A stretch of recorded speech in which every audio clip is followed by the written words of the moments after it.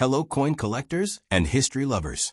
Welcome back to Old Charles the channel, where we dive deep into the fascinating world of rare and historic coins. Today, we're going to explore a coin that has been in circulation for more than 5 decades, the Australian 10-cent coin from 1972. We'll look at its history, design, mintage, and of course, its value in today's collector market. So let's get started. The Australian 10-cent coin was first introduced in 1966, the same year Australia switched from the old pounds, shillings, and pence system to the decimal currency we use today. The 10-cent piece replaced the pre-decimal shilling, but both had nearly the same size and silver appearance. The 1972 issue of the 10-cent coin came at a time when Australia's economy was growing rapidly, and coins were minted in huge numbers for daily transactions. However, unlike earlier years such as 1966, where tens of millions were minted, 1972 had a noticeably lower mintage, which makes it more attractive to collectors today. Now, let's talk about design. On the obverse side, we see the portrait of Queen Elizabeth II, designed by Arnold Machin. This portrait was used on Australian coins from 1966 to 1984. She's shown wearing the tiara of the girls of Great Britain and Ireland that on the reverse side. You'll find the iconic male superb lyrebird, beautifully engraved by Stuart Devlin, Australia's official coin designer. The lyrebird's long curved feathers are one of the most distinctive designs in Australian coinage, and the number 10 sits prominently to the left, that IN 1972. The Royal Australian Mint produced around 45.8 million 10-cent coins. While that might sound like a lot, it's actually a much lower mintage compared to some other years where over 100 million were produced. Because of this lower mintage, collectors often seek out the 1972 10-cent coin, especially in higher grades where they are harder to find due to circulation wear. Now comes the big question. What is the value of a 1972 Australian 10-cent coin today in circulated condition, meaning it has wear from being used in everyday transactions? The coin is usually worth around 10 cents to $1 AUD in fine to very fine condition. It can sell for $1 to $3 AUD in extremely fine condition. With only light circulation wear, it can fetch $5 to $10 AUD. But if you find one in uncirculated or mint state condition, the value can jump significantly. Collectors may pay anywhere from $15 to $40 AUD, depending on the grade. Some exceptionally high-graded coins, like those graded MS65 or higher, can even fetch $100 or more at auctions. Collectors also keep an eye out for error coins. Sometimes coins are struck with mistakes like off-center strikes, double strikes, or planchet flaws. A 1972 10-cent error coin can sell for hundreds of dollars, depending on rarity and demand. If you ever come across one, make sure to get it authenticated by a professional.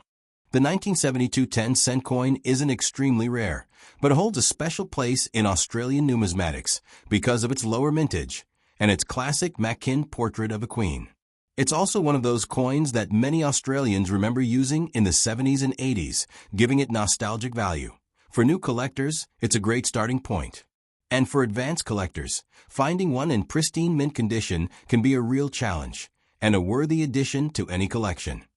So, the next time you're going through old pocket change, coin jars, or even your grandparents' drawers, keep an eye out for the 1972 Australian 10-cent coin. Who knows? You might just be holding a small but valuable piece of history. We're going to explore the story of the Australian 10-cent coin from 1972. This isn't just pocket change. It's part of Australia's history, culture, and national identity. Let's take a deep dive into its journey. To really understand the 1972 10-cent coin, we first need to go back to 1966, the year Australia underwent one of its biggest financial transformations. Until 1966, Australia used the pounds, shillings, and pence system, which was inherited from Britain. For example, there were 12 pence in a shilling and 20 shillings in a pound. It was complicated, outdated, and harder for international trade. On 14 February 1966, Australia adopted decimal currency. This was a massive shift. The pound was replaced by the Australian dollar, and new decimal coins were introduced, including the 1, 2, 5, 10, 20, and 50-cent coins. The 10-cent coin directly replaced the old shilling, which explains why the size and silver-like appearance are very similar. For Australians at the time, the 10-cent coin was familiar in their hands, making the transition smoother. The 10-cent coin was designed by Stuart Devlin, who was later nicknamed the designer of the nation's coins.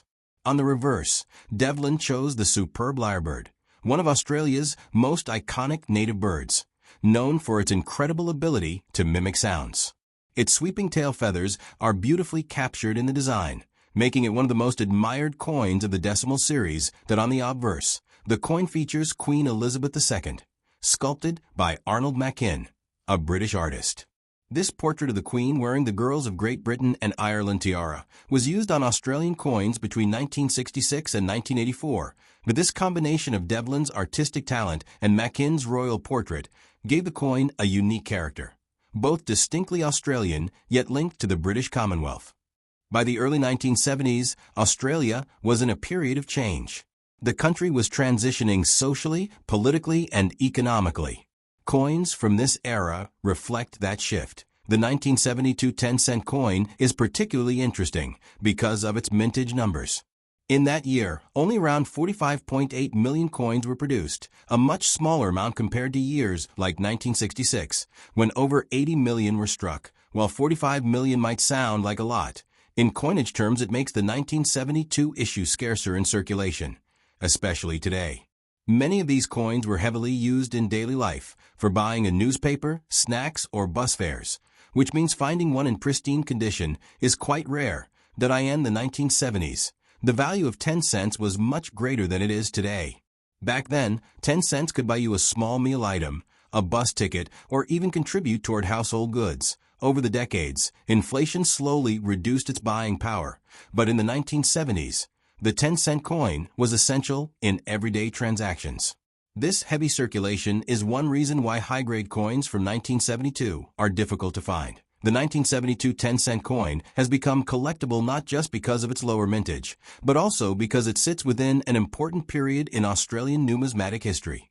Collectors often focus on the early decimal years, from 1966 to the mid-1970s, because these coins represent the country's first generation of decimal currency. The 1972 issue, being scarcer than many others, has gained attention among hobbyists, but it's also worth noting that the 1970s saw no major redesigns for the 10-cent coin. It retained Devlin's classic lyrebird design, which means collectors search for condition rarity rather than design rarity. Now, what everyone wants to know, how much is it worth today in circulated condition, which most people have? The value is still close to its face value, about 10 cents to $1 AUD in better circulated grades like fine or very fine. It can go for $1 to $3 AUD. In extremely fine condition, the value rises to $5 to $10 AUD. That uncirculated or mint condition ***. Collectors will pay between $15 and $40 AUD. And coins graded above MS65 can even fetch $100 AUD or more at auctions. Rare error coins, such as double strikes or off-center strikes, can command even higher prices depending on their uniqueness. The 1972 Australian 10-cent coin may not be the rarest or most expensive coin, but it tells the story of a nation adjusting to decimalization, building its identity, and growing economically in the early 70s. That it's a coin that connects everyday Australians with their history. A small but powerful reminder of how currency shapes our daily lives. The next time you come across a 1972 Australian 10-cent coin, don't just see it as spare change. Think of it as a tiny time capsule from a period of transformation in Australia's history. When it comes to coins, condition is everything. The same coin can be worth just a few cents if it's heavily worn, or dozens of dollars if it's preserved in mint condition. Collectors and dealers use a grading system to describe the condition of coins, and the 1972 Australian 10-cent coin is no exception. Let's break it down. In the lowest grades, such as poor P1 or fair FR2, the coin is extremely worn. The details of the lyrebird on the reverse may be almost completely flat. The Queen's portrait may appear as just an outline, and scratches or discoloration are common. Coins in this condition have very little collector value and usually trade only for face value. 10 cents AUD. They're often kept only as filler coins by beginner collectors. At the good level, the coin is still heavily worn, but the main design is visible. You can still recognize the lyrebird and the queen's head, though fine details like feathers or hairlines are missing. Very good. A bit more detail comes through, but the coin still looks well used. In these conditions, a 1972 10-cent coin may be worth 10 cents to 50 cents AUD, sometimes up to $1 if a collector needs it for a set. Now we enter the more collectible grades. In fine condition, moderate wear is evident, but key design elements remain clear. The lyrebird's tail feathers are visible though worn, and the queen's portrait shows some hair detail that is very fine. The coin shows moderate wear on the highest points, but most features are sharp. At this level, the coin may sell for $1 to $3 AUD. A 1972 coin in extremely fine condition is much harder to find. Here, you'll see only slight wear on the high points, such as the queen's cheek and hair and the tops of the lyrebird's feathers. All other details remain sharp, and the coin has good eye appeal. These coins typically sell for $5 to $10 AUD. Sometimes more depending on the market. Coins are coins that look almost new. They may have only tiny traces of wear, often seen under magnification on the highest points.